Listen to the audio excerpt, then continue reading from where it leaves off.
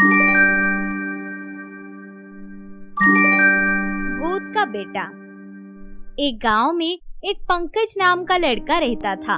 वो अपने college hostel में पढ़ने आया था। उसका कॉलेज बस कुछ ही दिनों में खत्म होने वाला था। वो लड़का उसी गांव में एक लड़की से प्यार करता था और लड़की भी प्यार करती थी। एक दिन, मैं तुमसे बहुत ज्यादा प्यार करता हूँ और शादी भी करना चाहता हूँ। बस मेरा कॉलेज खत्म हो जाए, फिर हम जल्दी से शादी कर लेंगे। मेरे पिताजी की जान पहचान अच्छी है, मुझे कहीं ना कहीं काम मिल ही जाएगा। हाँ पंकज, प्यार तो मैं भी तुमसे करती हूँ, लेकिन मेरे घर वाले अभी तुमसे नहीं मिले हैं और तुमको मेरे घर वाले पसंद भी नहीं करते। बस तुम्हारी एक अच्छी सी जॉब लग जाए तो शायद घर वाले मान जाएं। अगर तुम्हारे घर वाले नहीं मानेंगे तो हम भागकर शादी कर लेंगे, लेकिन मैं तुमसे कभी अलग नहीं हो सकता। मैं भी तुमसे अलग नहीं हो सकती पंकज, आई लव यू। कुछ समय बाद पंकज का कॉलेज पूरा हो जाता है। फिर पंकज मौसमी के घर वालों से मौसमी का हाथ मांगने जाता है, लेकिन घर वाले मना कर देते हैं। फिर पंकज और मौसमी भागकर शादी करने का फैसला लेते हैं और दोनों भागकर शादी कर लेते हैं। और ऐसे ही कुछ दिन बीत जाते हैं। तुम्हारे भाई का फोन आया था, उन्होंने हमें माफ कर दिया है, अपने घर वापस बुला रहे हैं।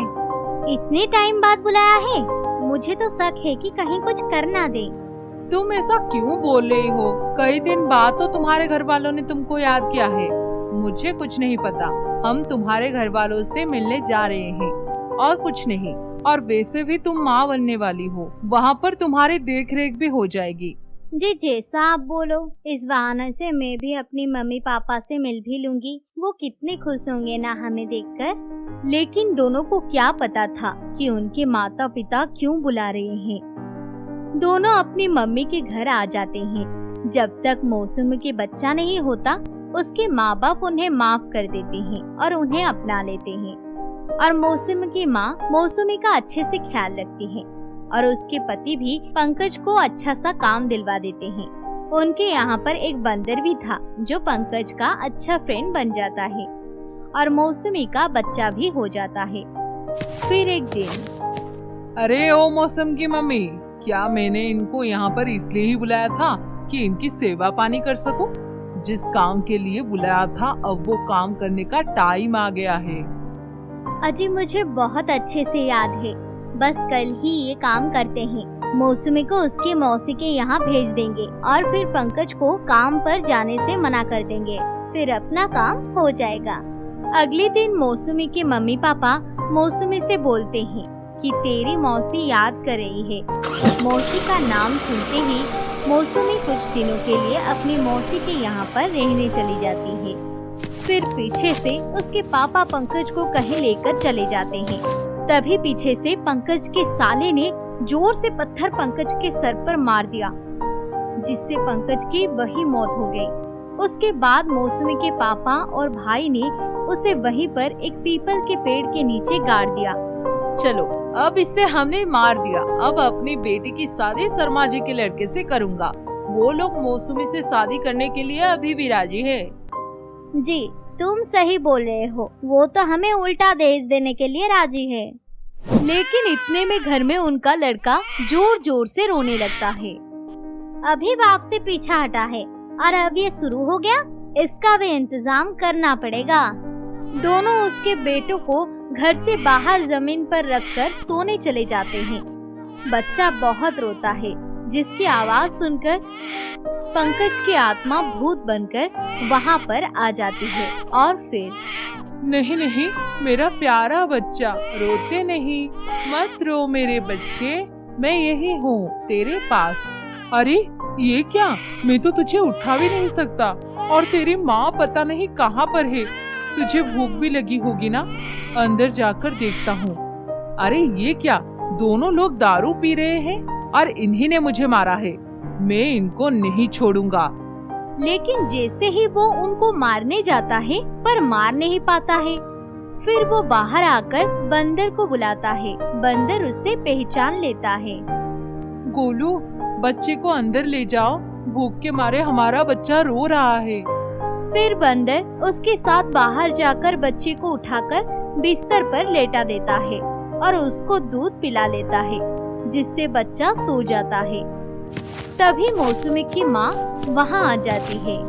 सुनो जी, मैंने मौसमी को बोल दिया है कि उसका पति घर में से चोरी करके भाग गया है। हाँ हाँ, ठीक किया तुमने। अब शर्मा जी का लड़का ही हमारा दामाद बनेगा। बच्चा फिर से भूख के लिए रोने लगता है, पर कोई भी उसे दूध नहीं देता और बाहर घूमने चले जाते हैं। लेकिन गोलू उनको रास्ते में रोकता है, उन पर अपने हाथ पैर मारने लगता है। फिर भी वो लोग चले जाते हैं और बच्चा काफी देर तक रोता ही रहता है। अरे बेशर्म लोगों, यहाँ पर मेरा बच्चा भूख से तड़प रहा है और तुम्हें घूमने की पड़ी है। अब तू ही कुछ कर भगवान, मुझे शक्ति दे भगवान। भगवान ने उस पिता की बात सुनी। उसके अंदर से एक शक्ति उत्पन्न हुई। फिर पंकज अपने लड़के को आराम से उठा पाता है, वो उसको खाना भी खिला पाता है। फिर रात हो जाती है। वो बुढ़िया और बूढ़ा रात को वापस आते हैं तो देखते हैं। अरे जो मैं देख रहा हूँ, क्या तुम भी देख रही हो? मौसम की मम्मी, भूत है यहाँ पर। कोई बच्चा ऐसे उड़ कैसे रहा है? अरे मर गई रे, ये बच्चा हवा में कैसे उड़ रहा है? ओ जी, लगता है किसी भूत प्रेत का साया है इस घर पे। अरे भागो यहाँ से, मम्मी बचा लो वरना मर जाऊंगा आज भूत के हाथों से। जैसे ही दोनों बाहर भाग रहे होते हैं, तभी उसकी बेटी मौसमी आ जाती है। वो उनसे पूछती है कि वो ऐसे क्यों भाग रहे हैं, तो उसकी मम्मी उसको बोलती है कि घर पर भूत है। लेकिन जैसे ही सब घर पर जाते हैं, वहाँ पर कोई भी नहीं होता और बच्चा भी आराम से खेल रहा होता है। यहाँ पर तो कोई भी नहीं है माँ। और पहले मुझे ये बताओ कि पंकज कहाँ पर है? आप कह रहे थे वो चोरी करके भाग गया है। इस बारे में बात हम कल करेंगे, अभी हम बहुत थक गए हैं। वो सब ऐसा कहकर वहाँ से चले जाते हैं। लेकिन मौसमी को नींद नहीं आती और वो घर से बाहर चली जाती है। अगले दिन शर्मा जी का लड़का उनके पास आ जाता है और मौसमी के मम्मी पापा उसको शर्मा जी के बेटे से शादी करने के लिए बोलते हैं। अरे बेटा, छोड़ो पंकज को, वो चोर अब नहीं आने वाला। तुम्हारे माँ के जेवर भी गायब हैं और उस चोर को जो भी चाहिए था वो लेकर चला गया। अब वो वापस नहीं आएगा। लेकिन मौसमी घर से भाग जाती है और अपनी सहेली पिंकी के पास जाती है। अरे पिंकी, तुम मेरे पंकज को खोजने में मेरी मदद करोगी क्या? क्यों नहीं मौसमी, लेकिन कुछ दिन पहले मैंने तेरे पति को तेरे घर पर ही तो देखा था। और उधर घर पर तीनों मिलकर मौसमी के बच्चे को मारने का विचार बनाते हैं। पंकज पास खड़ा होकर सब सुन रहा होता है। अरे आंटी जी, अगर आपको दहेज लेना है तो ले लो, इस लड़की को मार दो। मैं अपने साथ सिर्फ मौसमी को लेकर जाऊंगा और किसी को नहीं। अरे बेटा, तुम चिंता मत करो, इसे भी मारकर इसके बाप के पास पहुंचा देते हैं। तभी पंकज उनके सामने आता है और कहता है, तुम मरोगे। मेरे बेटे को मैं तुम्हें नहीं मारने दूंगा। एक बार हाथ लगाकर तो देखो। शाम को हवा में उड़ा देता है। बचाओ मुझे, कोई इस भूत से बचाओ। हाय, मैं तो मर गया, बचाओ कोई मुझे। गुस्से में आकर पंकज का भूत मौसमी की मम्मी को मार देता है और अपने बंदर गोलू से बोलता है कि तुम मेरे सबको मौसमी को दिखाओ। तो बंदर मौसमी का हाथ पकड़कर उस जगह पर लेकर आ जाता है और फिर अपने हाथों से वहाँ की मिट्टी हटाने लगता है और पंकज का शव दिख जाता है, जिसे देख मौसमी रोने लगती है। नहीं पंकज नहीं, तुम मुझे ऐसे छोड़कर नहीं जा सकते। मैं अब किसके सहारे जीऊंगी? अरे अरे बेटा पंकज, मुझे छोड़ दो। मैं जानता हूँ ये तुम ही हो ना। मौसमी, पंकज से बोलो, मुझे छोड़ देगा। मैं सब कबूल करता हूँ कि पंकज को मैंने ही मारा है। मुझे तेरी दूसरी शादी करवानी थी, इसलिए मैंने पंकज को मार डाला। क्या ये पंकज है? ये तुम हो? मेरे सामने आओ, एक बार मेरे सामने आओ। हे भगवान, मुझे एक बार मौसमी के सामने आने दो। पंकज को ऐसा बोलते ही पंकज अपने भूत के रूप में सबको दिखाई देने लगता है। मुझे तुम्हारे मम्मी और पापा ने ही मारा है। मौसमी, अब ये लो, मेरे बच्चे का लालन पालन अच्छे से करना। पुलिस आकर मौसमी के पापा को पकड़ लेती है। पंकज बच्चा मौसमी की गोद में दे देता है। पंकज, ये सब क्या हो गया? मैं तुम्हारे बिना कैसे जिंदा रहूंगी? इस बेटे के सहारे तुम जिंदा रहोगी मौसमी।